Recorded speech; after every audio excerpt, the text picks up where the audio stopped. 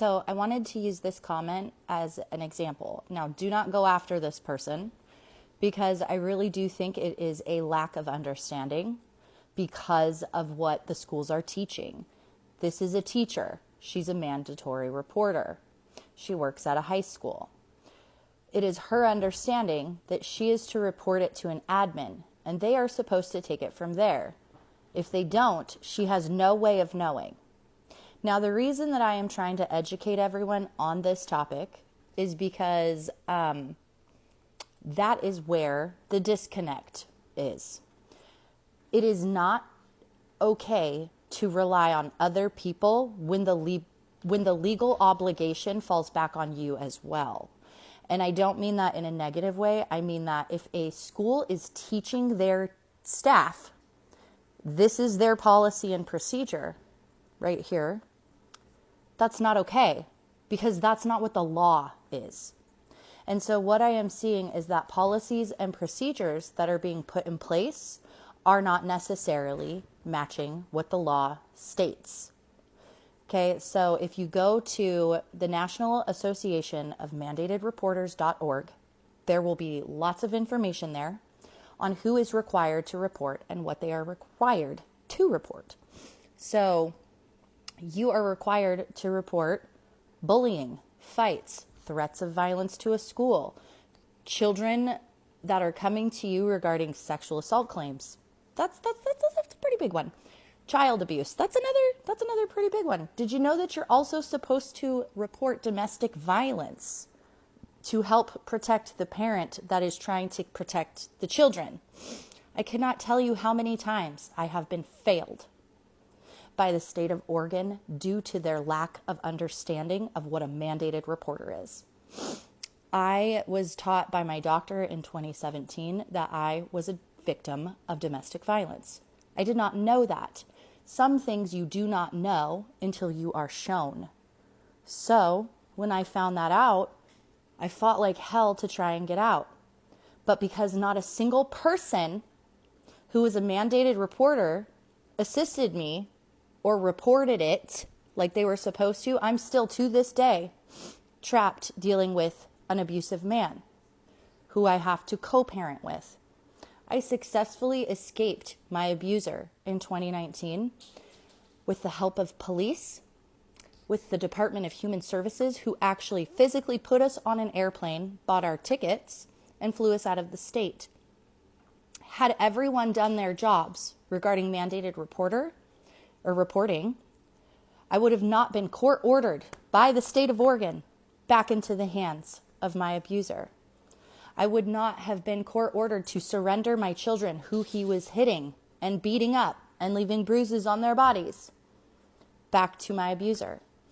Had these people done their jobs, there wouldn't be this negative ripple, okay? And that goes for this whole situation. Yes, this has been going on for years. This has been going on for decades. No one ever does anything. Well, that's because the policies and procedures in place aren't actually meeting state regulations, federal laws, or the requirements necessary to actually hold people accountable. And that is why it is really important that right now we all stand together united, even with this teacher, because it sounds like a lot of people are being miseducated, possibly intentionally, to protect other people. Yeah. So at the end of the day, if you are labeled as a mandated reporter, you need to go and look up what that means. And then you need to decide if you still want that title, because it's a big one. It's basically like you're legally obligated to be a narc or a snitch. And you know what? I am okay with that because I know that it makes the world a better place. It makes it safer.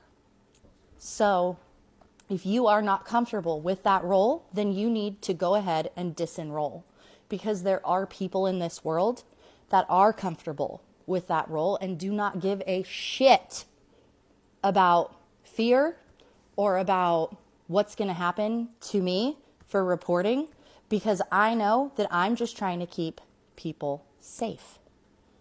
And that's the job of a mandated reporter, is to report things that are unsafe, to the proper places to investigate those things in order to try and withhold laws, regulations, policies, procedures. My cats are acting cray-cray right now. I'm sorry. But that is what that job looks like.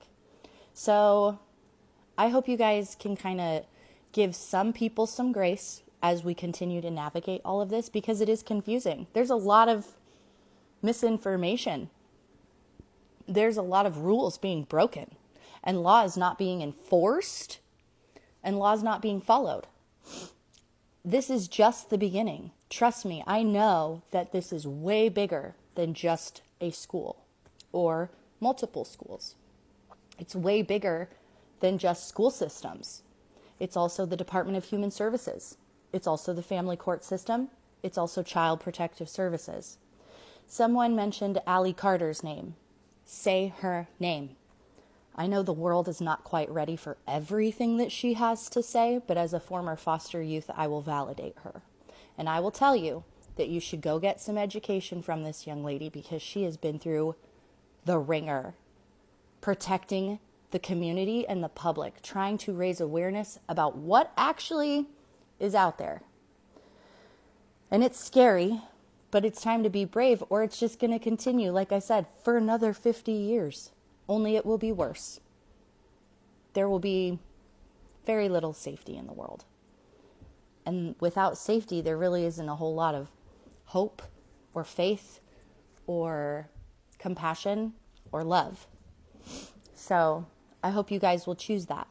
And I hope that we can all come together and stand with everyone united. Thanks, guys.